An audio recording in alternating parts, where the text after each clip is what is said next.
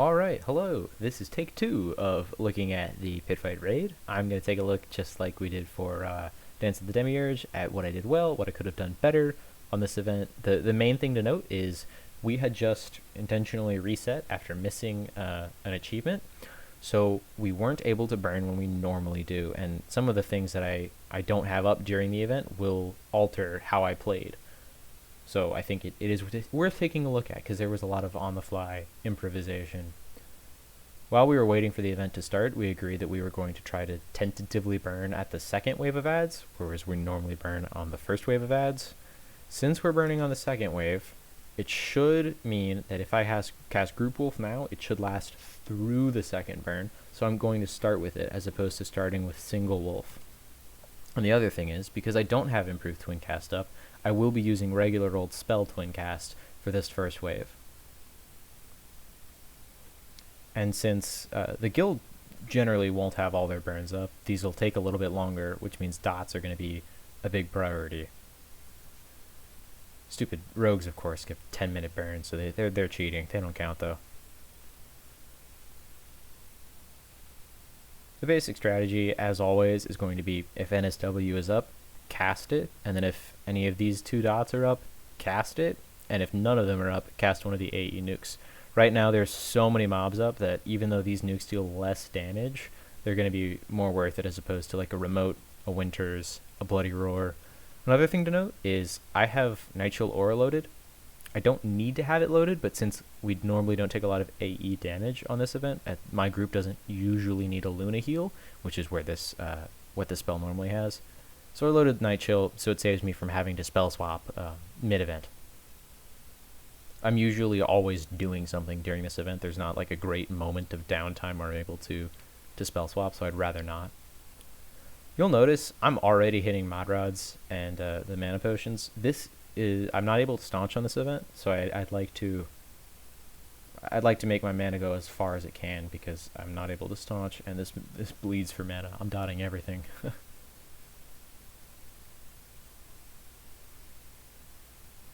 So the burns have popped back up right now. They popped up midway through this event, but I coordinated with my group right there, and we said we'd hit the longer burns when they popped, and the shorter burns we'd wait for right about now when the second wave is spawning.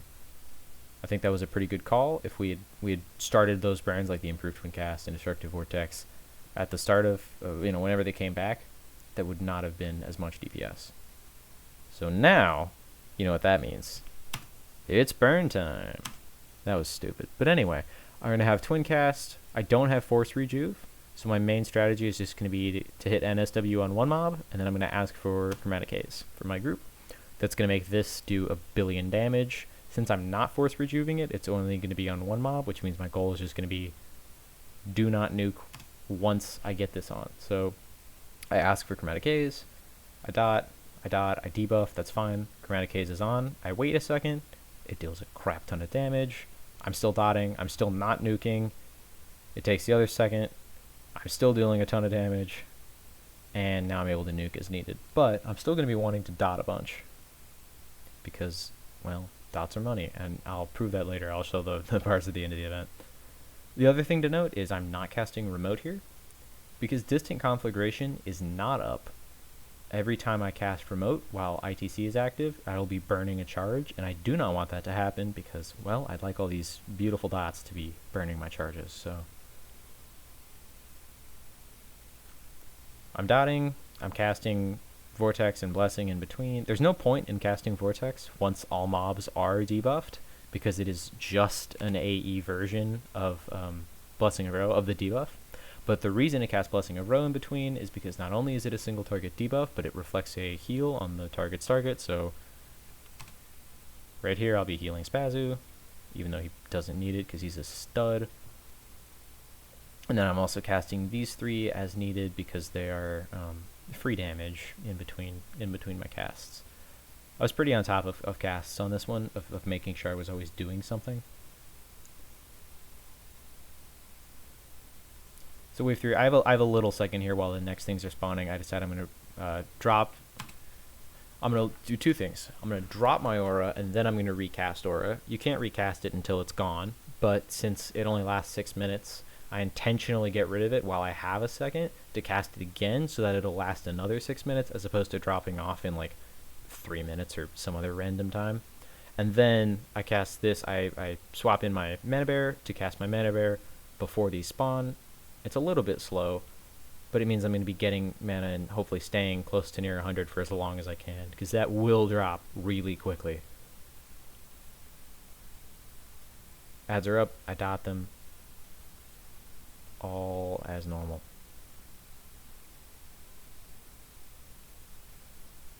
Unsurprisingly, Row got resisted there because or Sunfire got resisted because I didn't cast Row, but I usually just tend to bank on the fact that the dots are going to land first and then I Row later, as opposed to taking the time to cast Row first. I find that in the long run that's more DPS, even though it is a bit riskier of an option. I see that all the dots are on the black souls out in the field, so I come back here and I am able to dot up all the defenders.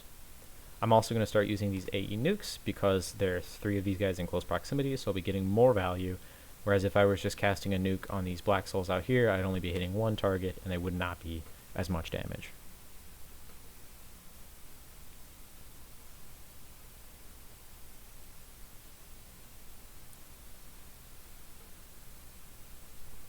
Alright, so right there, I noticed that the mobs were at, 10, 30, and 20 is about what they were at.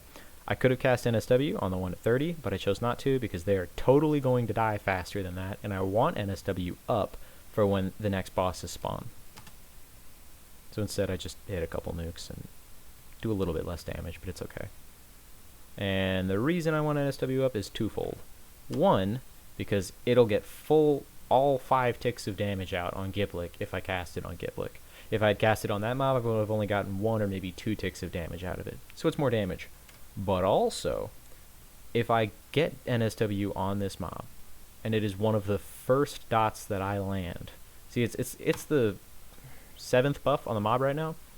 Anytime my mage or my enchanter in my group casts their conjurers or their beguiler synergy, it'll be focusing this dot and it'll be dealing way more damage than if it were focusing Sunfire or Horde. And the reason the way it chooses which one to focus is which dot is top to the uppermost one, top to bottom. Twincast has just repopped. It would have been nice if it was up while I was putting my first dots up on Giblick and Kiklim, but it's okay. I'll just wait a little bit until there are some more ads up, and then I'll be able to Twincast, getting dots on not only the bosses but also the ads. Also, Distant Conflagration has now repopped, but I don't hit it yet. I should hit it yet, but I'm contemplating whether or not it's worth hitting or just saving for the next event. So here I see that there's an ad spawned, and so some of my dots are starting to fade, so I'm able to just do a full reset and just dot everything while Twincast is up, and those Twincasted dots will last I'll let them last their full duration, or on the ad they'll last as long as they can. There are, ignoring Harglum for a second because he's really far away, he's a Bellicaster, there are 4 things I can dot right now. Kiklim, Giblick, and then these 2 Skirmisher Guard ads. I'm only able to cast so many dots during Twincast. I cannot get both dots, assuming NSW is on its one mob and it's doing its thing. I cannot get both of these dots and, if needed, a chill on these 4 mobs. I have to pick which ones I want to dot first, and there's a trade-off. So I already have dots going on Kiklim and Giblick, and that's nice. So you'd think I'd want to Twincast on these, but I'm quite confident that I will get all value of damage from this Horde and this Sunfire when Giblick, if I cast it on Giblick or if I cast it on Kiklim, because these bosses are going to live for minutes. These ads are going to live for maybe a minute, but probably only like 30 seconds. So I have to take a pick, and what it ends up doing is, if I only have time to cast 1 dot on an ad, and I'm going to cast a dot on an ad, I'll make it to be Sunfire.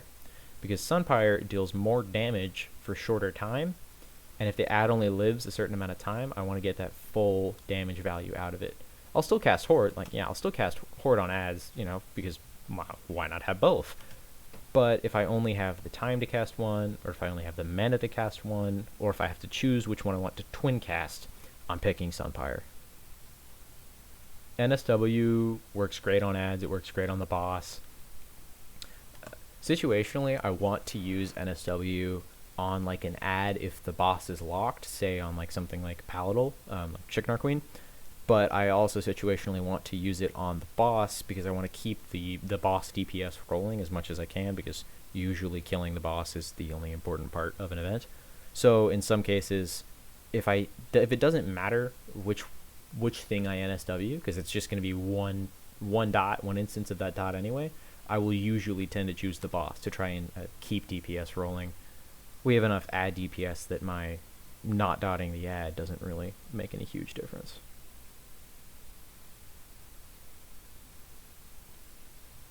So my proliferations are starting to fade here, and I'll want to be getting back to those, but I also have more dots, more ads that I need to be dotting. It's just a very, very busy time of the raid right now. I do finally hit distant conflagration, which means now remote is even a more viable option. Of course, it's still not great when there's so many things I can AE.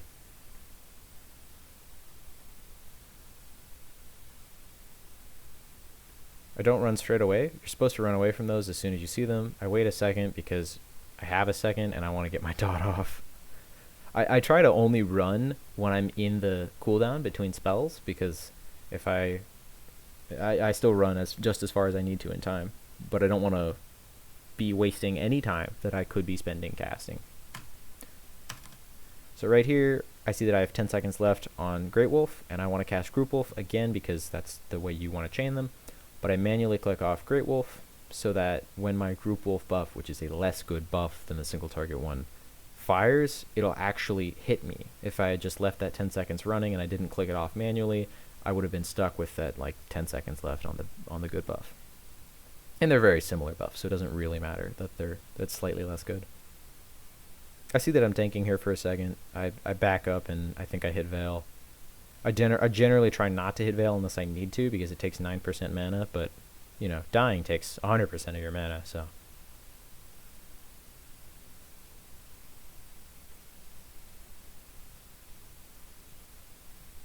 Use my last charge of the mana potion here. I've been burning through the mod rod. I'll make it through the event. Ooh, back with music. Fancy. I'll make it through the event just fine, but never have too much to spare, and in case anything goes wrong, I'd like to have as much of a buffer as I can. Still not able to dart Hargle because he's all the way over there, and he's a belly caster, which means I have to stand on top of him to nuke him. So just going to be able to dot up Kicklim and any ads that spawn that are nearby. Making fun of a guildie. Most of my relevant burns won't be back for this event, so I don't have to worry about them. I will have one more twin cast, but that's not quite yet. So in the meantime, it's just dot everything that breathes, nuke everything if I've already dotted everything.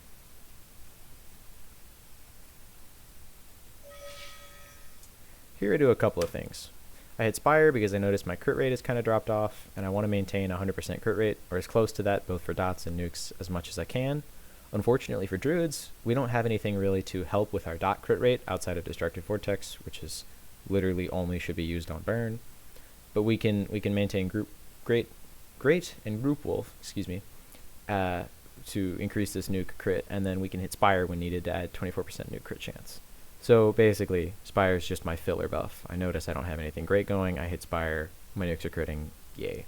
The other thing I do is I hit Spirit of Wood and Nature's Boon. I've already hit Tranquil Blessings, so the Spirit of Wood is going to fire on the entire raid, and it will be an AE heal over time. Nature's Boon will also be an AE heal over time, and that's nice because while we're DPSing Kicklim, we've got this buff, and if it ticks down to 0, it's a big nuke and a mana drain. You can run away, and you can get out of it, but for people that are lazy or people that forget, it's might as well have, you know, free AEs.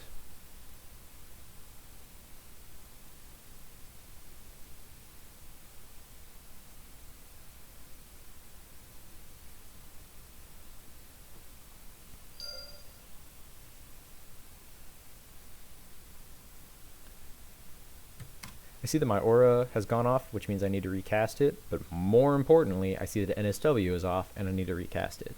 So even though I have something else I need to do, NSW will always take priority. Well, unless someone's dying, but, you know, no one was. I swap back in my mana bear here because I'm already down to 45%. I have no idea where all that went, and I would like to make that last as long as possible.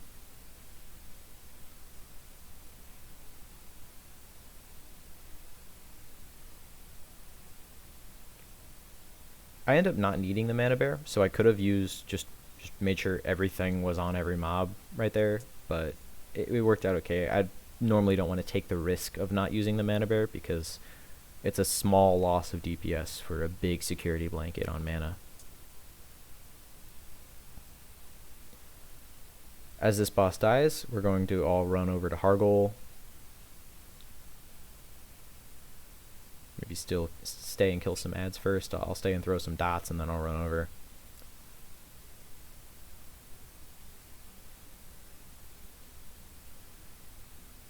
Notably, Twin Cast is back up now, and I could use it on any time here, but I'm going to save it for when there's a more valuable time to use it.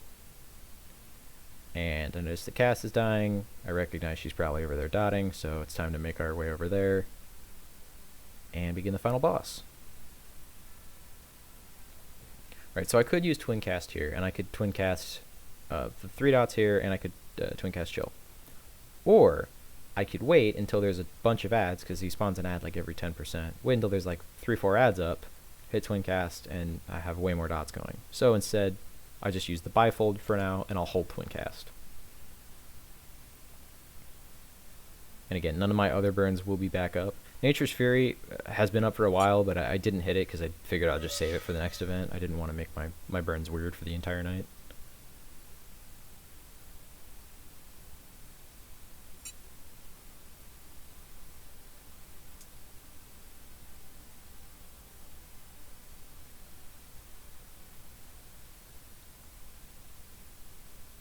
I run out of the stun and I run back in. It fires at 5 seconds, so I just wait until there's like 7 or 6 seconds left and then I run out. I see that there's now 4 ads up, and it makes it a good time to hit Twin Cast, so I do. I land an SW, an AE, debuff to make sure these are more likely to land. I get a Horde, I get a Sunpyre, I get an AE nuke, I get another Horde, I get another Sunpyre, I get another AE nuke, and I could get another Sunpyre in here, but I think it's best to just try and keep NSW on. I realize they're belly casters. Oops.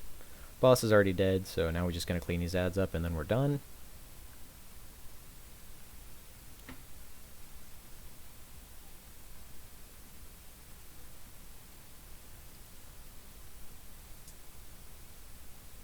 Yeah, nothing crazy here. I'm testing to see if these guys are still belly casters now that the aura is gone, and they are not.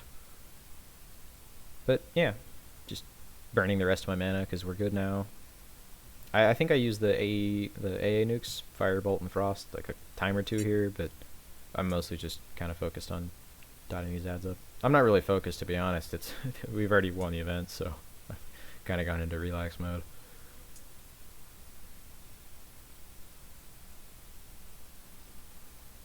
I see that the AE nuke is up, and I opt to wait a second instead of hoarding something because I'm still getting like 8 hits. Because there's still like 8 mobs up, I'm still getting anywhere from 8 to 16 hits of that nuke. Okay. And we'll finish it off. Despite some weird things going on with the group, and we didn't have any burns going into it up, we still ended up getting 1 full burn out of it. I got 3 Twin Casts out of it.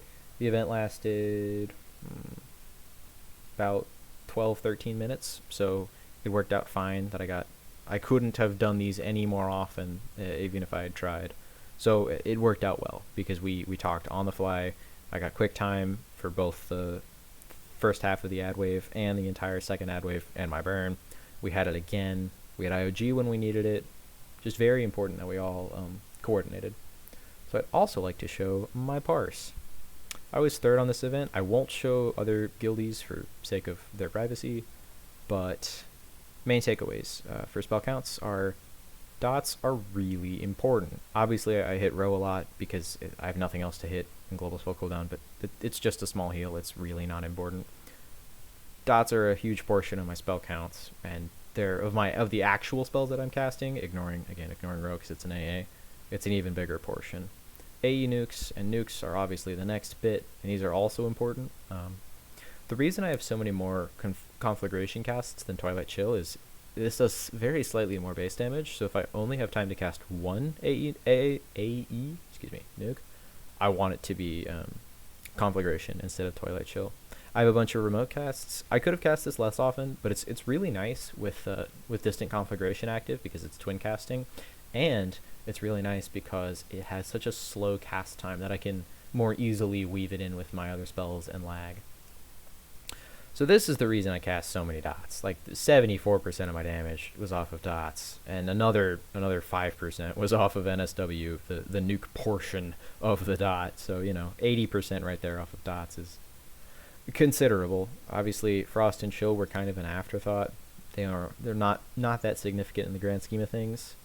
Notably, some pretty solid damage out of Heliacal. Nothing crazy, right? But the biggest thing I'd like to point out is 202 hits on 30 counts is, six and a half hits per cast. Given that not everyone, only half of them twin casted, that's really good value on my damage, even though the average hit was only like 500k, whereas the average hit of Winters was, 300 plus 300 is 600. This is only hitting one target. This and this are hitting way more. So totally worth it.